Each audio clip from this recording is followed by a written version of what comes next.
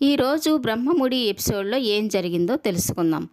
రాజు కళ్యాణ్ గురించి ఆలోచిస్తూ బాధపడుతూ ఉంటాడు. ఇక అంతలో అక్కడికి వచ్చిన వాళ్ళ నానమ్మ తనని ఏమైంది అని అడుగుతుంది. కళ్యాణ్ నువ్వు ఇంటికి రాలేదు కదా నానమ్మ, అందుకే బాధపడుతున్నాను. మనకింత డబ్బు ఆస్తి ఉండి కూడా ఏం లాభం? నా తమ్ముడు అక్కడ కష్టపడుతూ ఉన్నాడు. ఎలాగైనా కళ్యాణ్ని అప్పుని ఇంటికి తీసుకురావాలి నానమ్మ అని తను అంటూ ఉంటే ఇక వాళ్ళ నానమ్మ కూడా సరే అయితే రేపు వరలక్ష్మి వ్రతం కదా, ఇంటి కోడళ్ళందరూ కలిసి పూజ చేయాలి కాబట్టి కళ్యాణ్ని అప్పుని ఇంటికి వచ్చేలాగా నేను చేస్తాను.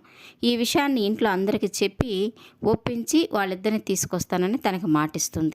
ఇక రాజు కూడా చాలా సంతోషంగా ఈ విషయాన్ని ఇప్పుడే ఇంట్లో అందరికి చెప్పు అంటుంటాడు. దేనికైనా సమయం సందర్భం ఉంటుంది రాజు, రేపు ఉదయం అందరికీ చెప్తానులే అని తను చెప్పగానే ఇక రాజు చాలా సంతోషంగా అక్కడి నుంచి వెళ్ళిపోతాడు. ఇక ఈ విషయాన్ని కావ్యతో చెప్పాలనుకుంటాడు, కానీ ఈ విషయం కావ్యకి తెలిసిందంటే కళ్యాణ్ ఇంటికి రానిదు అని తను అనుకొని ఇక ఆ విషయాన్ని తనకు చెప్పడు. ఇక మరుసటి రోజు ఉదయాన్నే రాజు వాళ్ళ నానమ్మ ఇంట్లో అందరితో చెప్తూ ఉంటుంది. నేను మొదటగా ఇంట్లో అడుగుపెట్టినప్పుడు మా అత్తగారు నాతో వరలక్ష్మి వ్రతం చేయించారు. ఆ తర్వాత నేను అపర్ణతో వరలక్ష్మి వ్రతం చేయించాను. తర్వాత వచ్చిన దానిలక్ష్మితో కూడా వ్రతం చేయించాను. ఇప్పుడు నా ముగ్గురు మనవళ్ళకి పెళ్ళిళ్ళేనే, కాబట్టి వాళ్ళ ముగ్గురు భార్యలతో ఈ వరలక్ష్మి వ్రతం చేయించాలనుకుంటున్నాను. మన ఇంటి ఆనవాయితీ ప్రకారం ఈ ఇంటి కోడళ్ళు ఈ వ్రతం చెయ్యాలి. కళ్యాణు తన భార్య ఇక్కడ లేరు కాబట్టి వాళ్ళని కూడా తీసుకువస్తే ఈ వ్రతం వాళ్ళ ముగ్గురితో చేయిస్తాను అని చెప్తూ ఉంటుంది. ఇక రాజు కూడా చాలా సంతోషంగా ఆనవాయితీ ప్రకారం కోడళ్ళే చేయాలంటున్నారు కదా నానమ్మ, ఖచ్చితంగా కళ్యాణ్ని అప్పుని ఇంటికి తీసుకొద్దాం.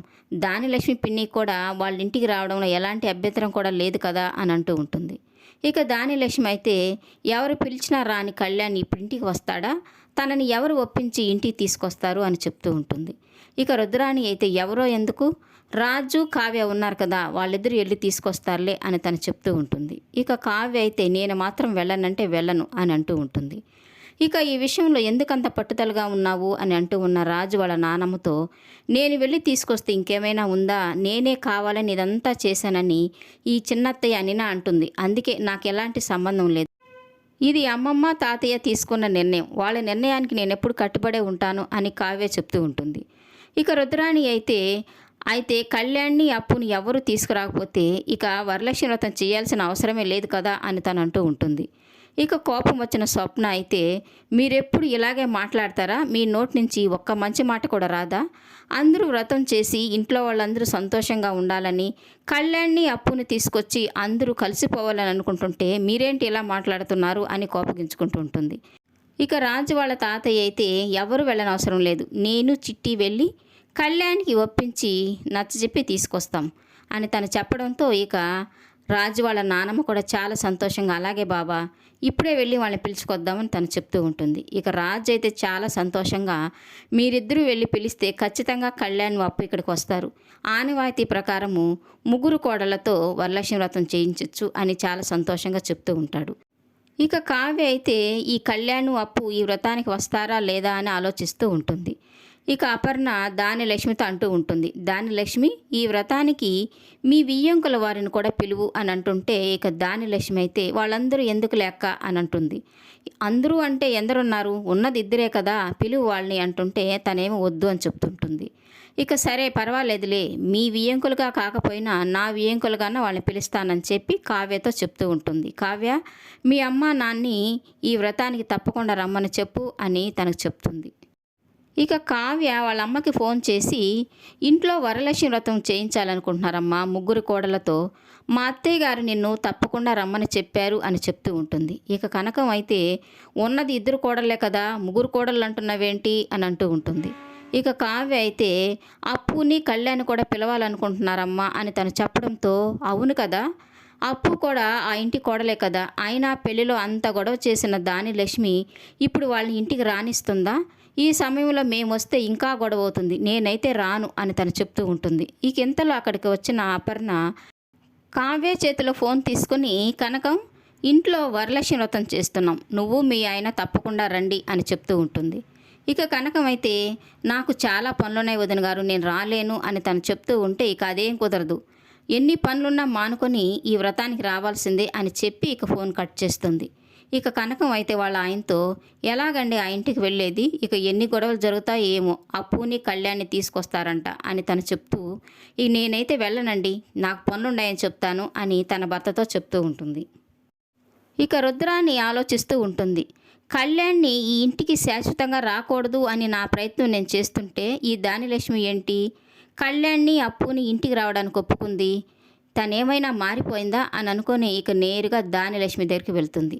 అదేంటి దానిలక్ష్మి, అప్పుని కళ్యాణ్ని ఇంటికి రావడానికి ఒప్పుకున్నావు, బహుశా నువ్వేమైనా మారిపోయావా, అప్పుని కోడలుగా ఒప్పుకుంటున్నావా అని తనని అడుగుతూ ఉంటుంది. ఇక దానిలక్ష్మితో కోపంగా, ఆ అప్పుని నేను ఎప్పుడు కోడలుగా ఒప్పుకోను, వస్తారు ఇంటికి, కానీ తిరిగి వెళ్ళేటప్పుడు అప్పు ఈ ఇంటికి కోడలుగా సరిపోదు అని నేను నిరూపిస్తాను అని తను చెప్తూ ఉంటుంది.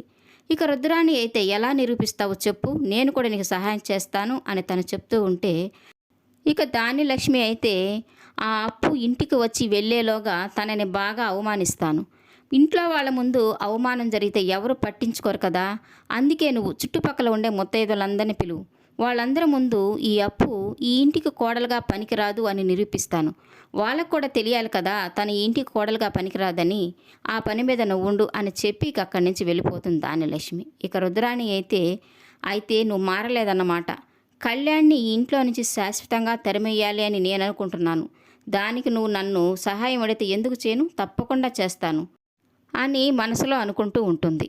ఇక అప్పు కళ్యాణ్ సరదాగా మాట్లాడుకుంటూ ఉంటారు. ఇక అక్కడికి వచ్చిన కళ్యాణ్ వాళ్ళ తాతయ్య నానమ్మ, రేపు జరగబోయే వరలక్ష్మి వ్రతానికి మీ ఇద్దరిని అక్కడికి తీసుకెళ్ళడానికి వచ్చాము, అయినా మీరేమి శాశ్వతంగా అక్కడికి రావాల్సిన అవసరం లేదు, ఒక పూట వచ్చి వెళ్ళినా మేము సంతోషపడతామని వాళ్ళు చెప్పడంతో ఇక కళ్యాణ్ అయితే, నేను రాలేను తాతయ్య, మేము వస్తే అమ్మ ఎలా మాట్లాడుతుందో నీకు తెలుసు కదా అని చెప్తూ ఉంటాడు. ఇక వాళ్ళ నానమ్మ అయితే, తిడితే మీ అమ్మే కదా తిడుతుంది, అయితే ఏమైంది అంటూ ఉంటే ఇక కళ్యాణ్ అయితే, నన్ను తిడితే పర్వాలేదు తాతయ్య, కానీ అప్పుని అవమానిస్తుంది, అదే నాకు ఇష్టం లేదని చెప్తూ ఉంటాడు. అయినా మేమందరం ఉన్నాం కదా, మేము చూసుకుంటాంలే, ఆనవాయితీ ప్రకారం ముగ్గురు కోడళ్ళ చేత వరలక్ష్మి వ్రతం చేయించాలి, మీరు తప్పకుండా రావాలని చెప్పి ఇక అక్కడి నుంచి వెళ్ళిపోతారు.